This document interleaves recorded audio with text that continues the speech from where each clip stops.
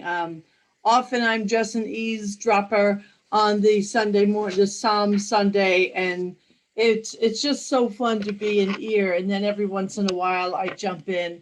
So Tony, thank you. I know Neil said it already, but thank you once again, and everyone who participates in those conversations. And Marcy, I love your ears. I see your ears. Gina Scheid had them on too. So today is a good and glorious day, and for us, it's Phoenix Rising, and so we're celebrating the rising today. And I don't know about the rest of you, but I'm kind of tired of listening to myself. That's not to put myself down.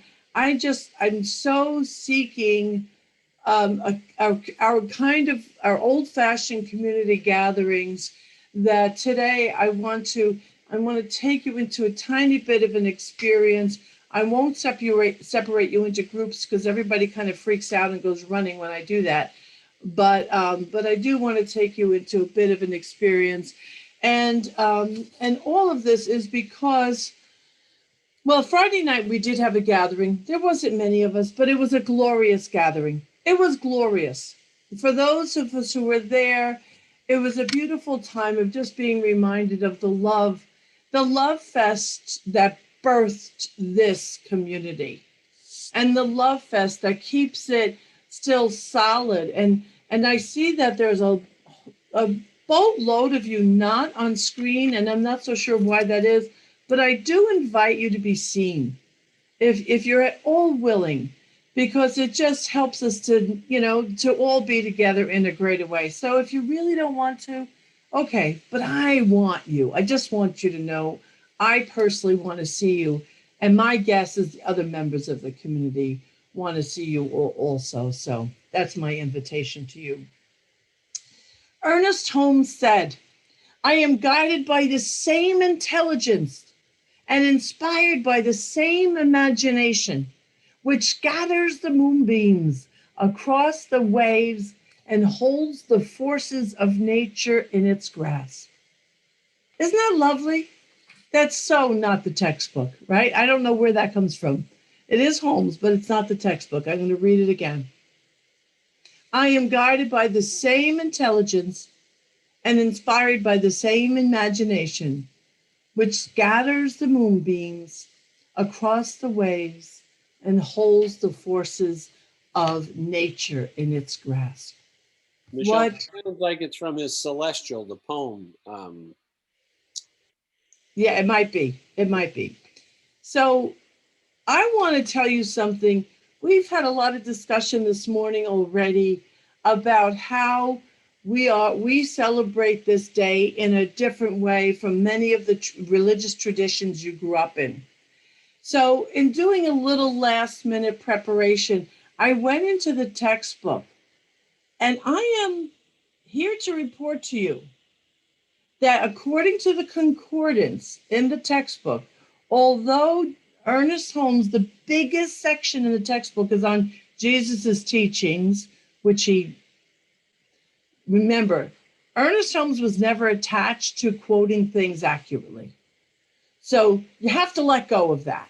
Just always read for essence and not for accuracy.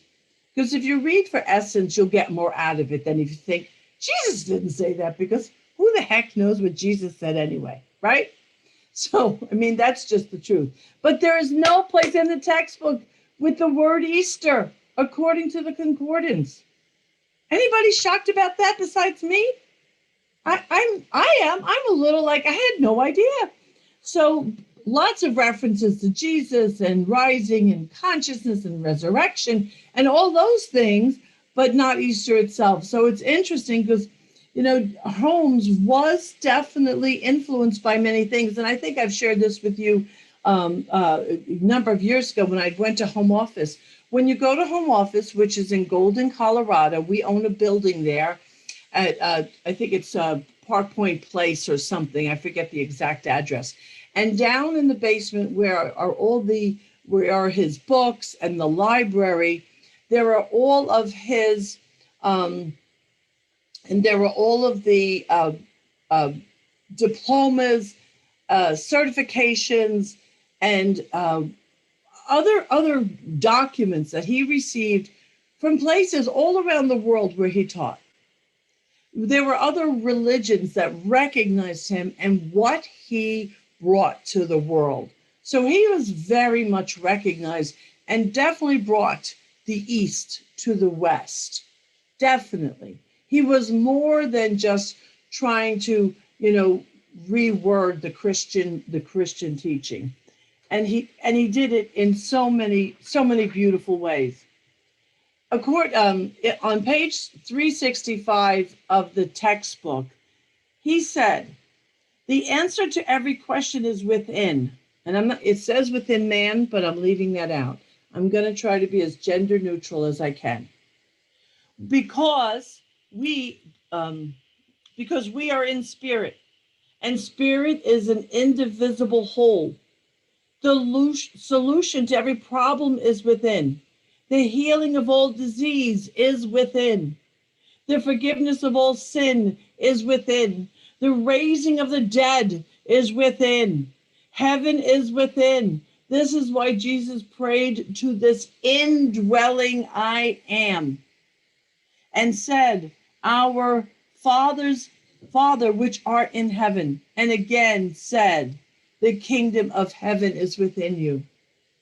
You and I have within us the ability to completely access the same intelligence, the same wisdom, the same beauty that inspired Jesus, that inspired Buddha, that inspired Muhammad, that inspired Abraham. I don't want to leave anybody out, but today is Easter, after all, to a lot of the world. So it is incredibly important for us to ponder at that moment. Let's take the story. Okay, let's take the story of the resurrection. At that moment, when Jesus was seen, and remember, who was there to greet him? It was the women.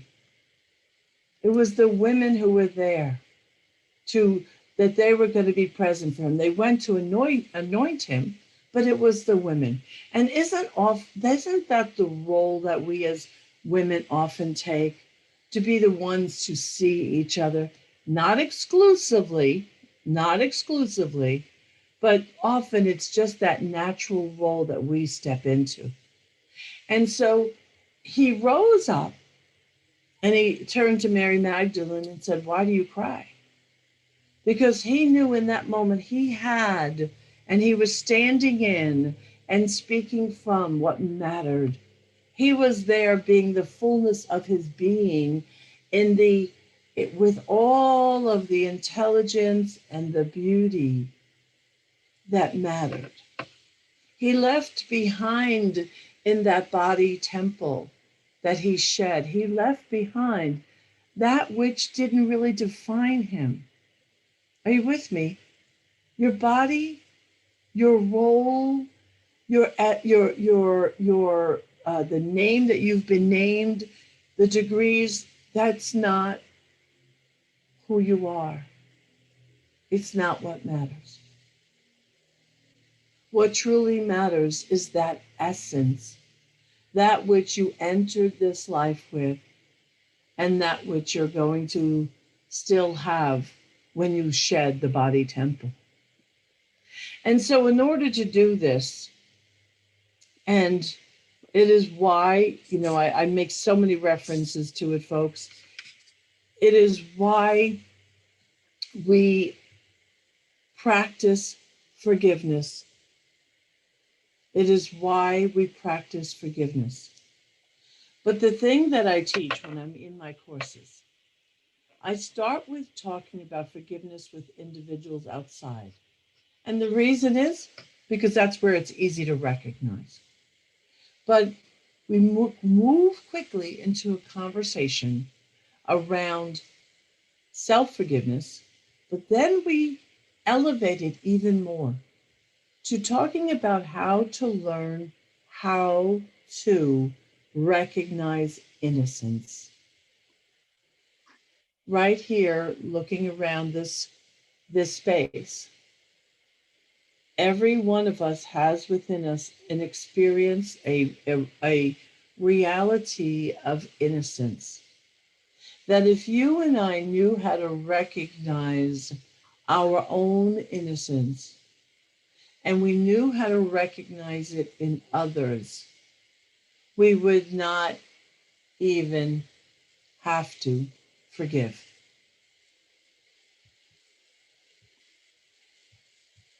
I'm distracted by the texting, sorry, or the chatting, sorry, I'm checking it out. We wouldn't even have to forgive because we don't have to forgive if we don't find fault. Are you hearing me? The only reason why you have to forgive is because you have first condemned someone, because you have first judged them, because you have first judged yourself. If you could resist the temptation to judge yourself, if you could resist the temptation to judge another, you would not be required to forgive.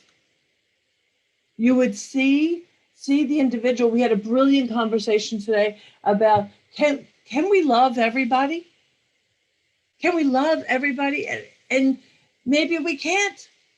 Maybe the fact remains that we love that essence and we love that innocence that lives within, and we simply don't always agree with or approve of the behavior.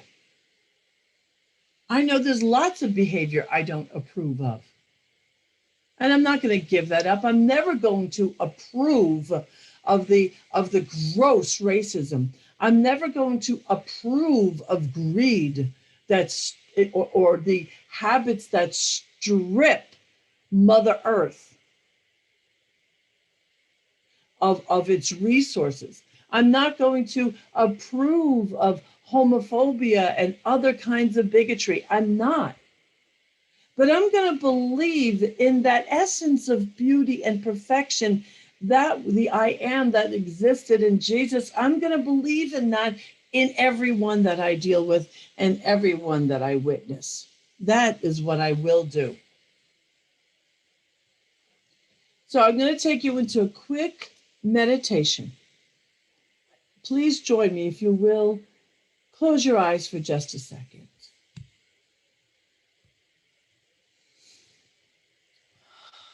I'm not going to take a long time to do this. We're going to be on time today because I know you have many of you have family and friends you're ready to visit or are visiting. Take a couple of breaths, deep, profound, cleansing breaths. And on the exhalation, get grounded.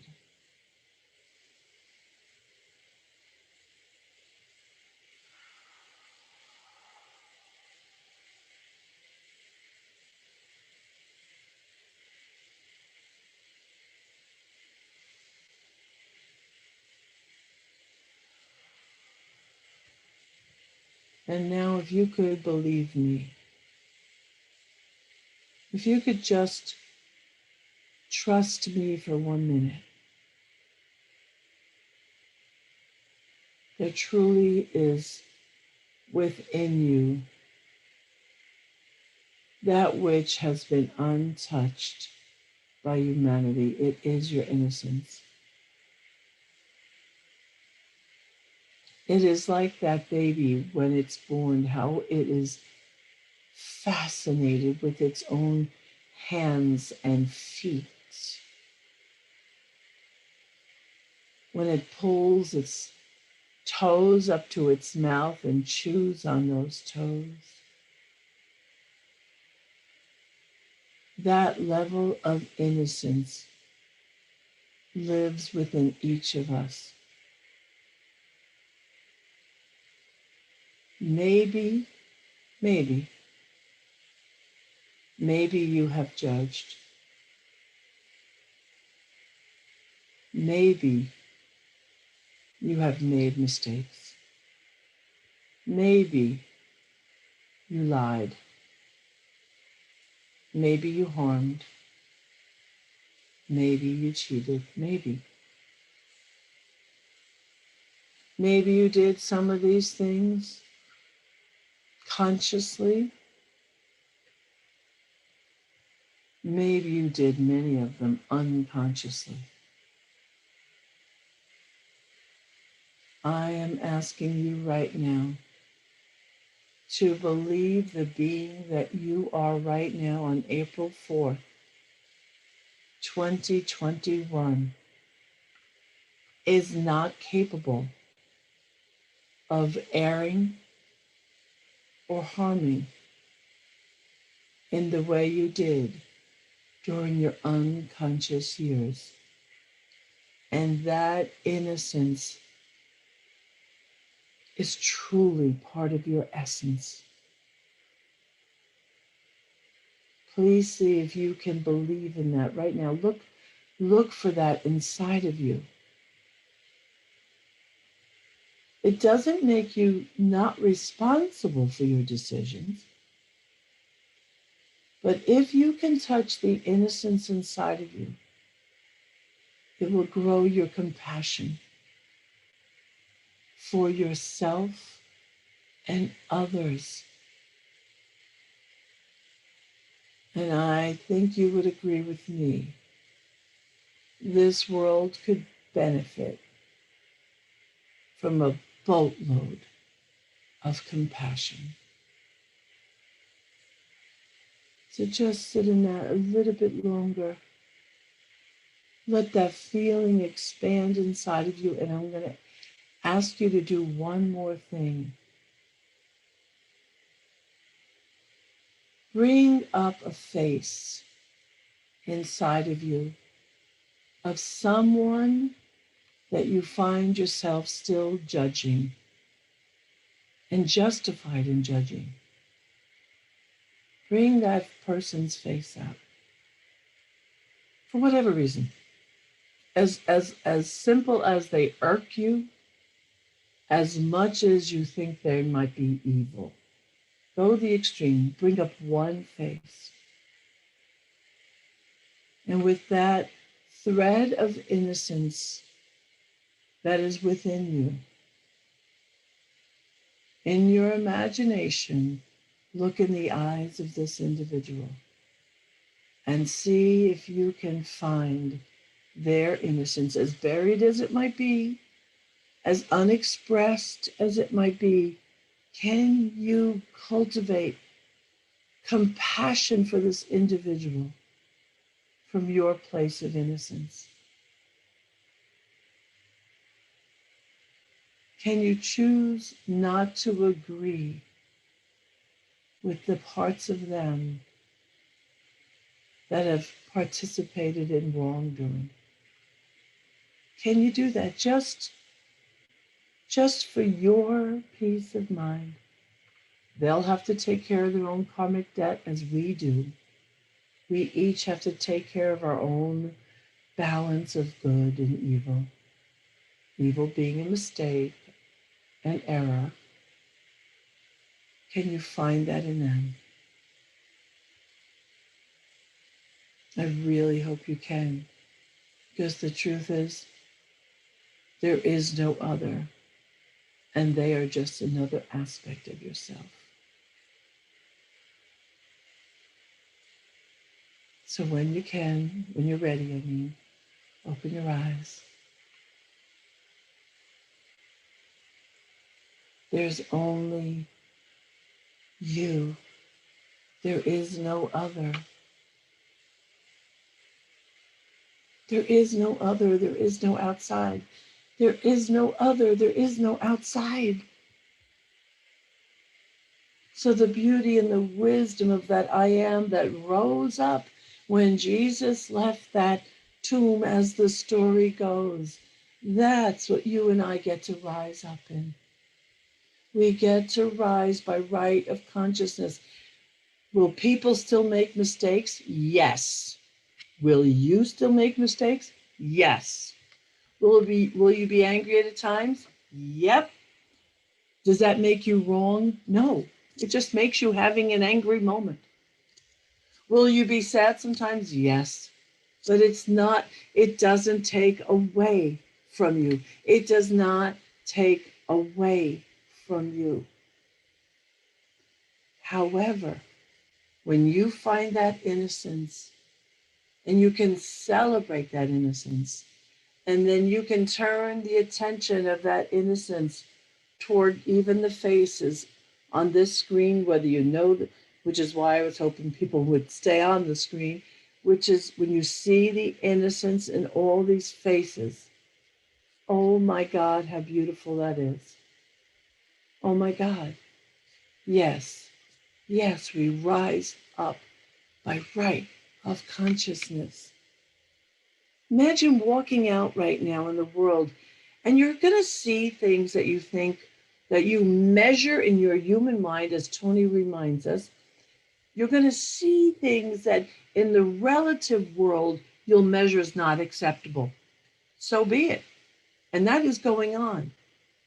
But imagine walking in the state where you're able to cultivate the compassion because you believe in the innocence of another. How brilliant is that? How much healing can happen when we let go of our righteousness? So, we're going to do a call and response. For everything that I say to you right now, your response is, I accept by right of consciousness. Let me write that in there in the chat.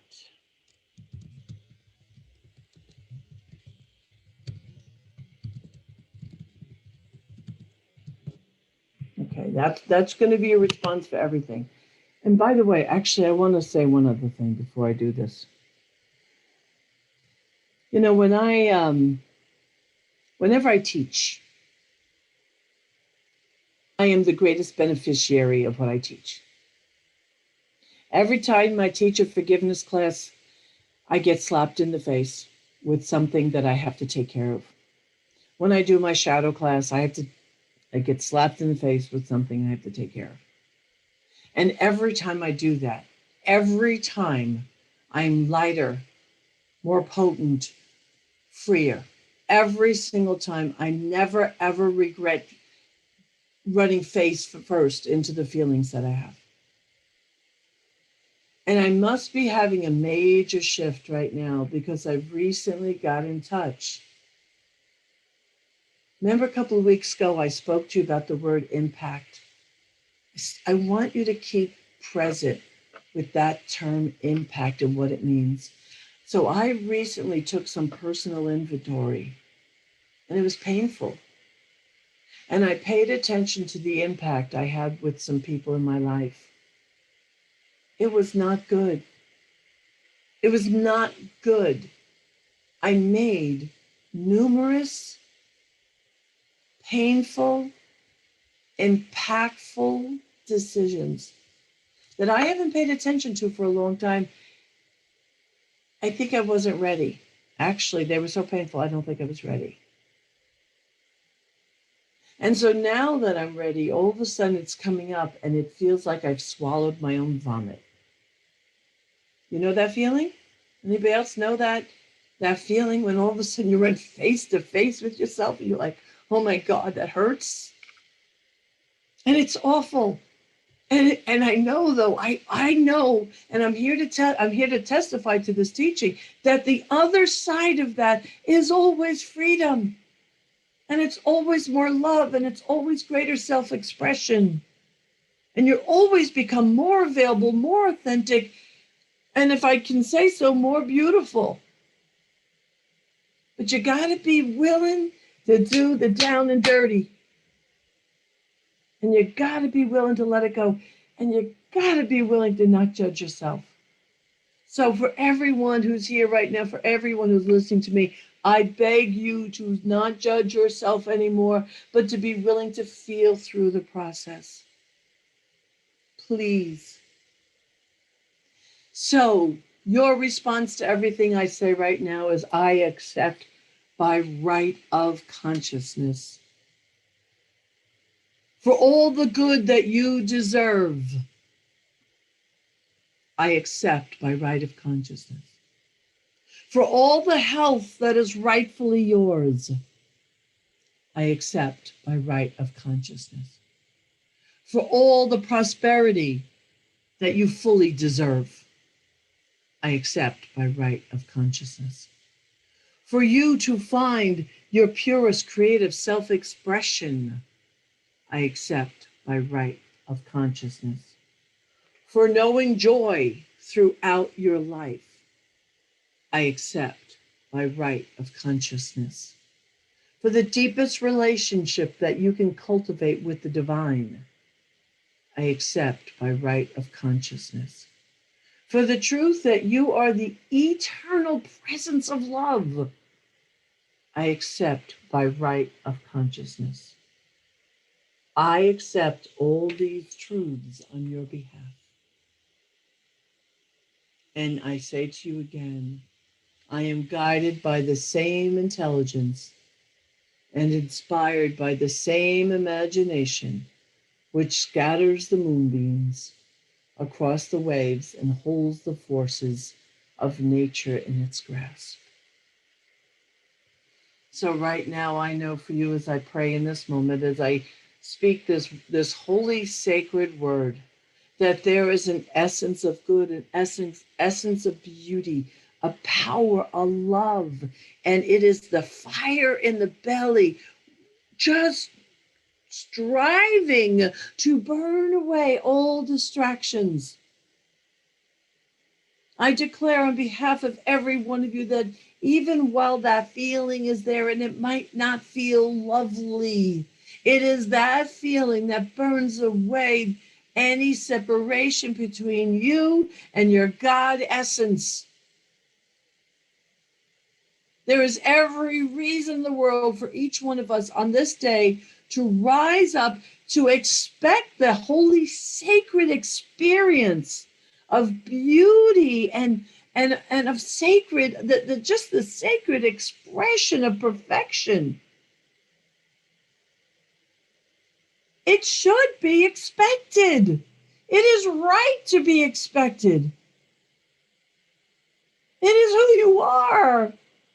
It is our birthright. So let us accept this birthright. Let us on this day rise up, say yes, accept that sweet whisper of yes, and be transformed. It's a good, beautiful, and holy day that we say yes to this. I'm so grateful. I surrender this word and I allow it to be so on behalf of each of us. And so it is.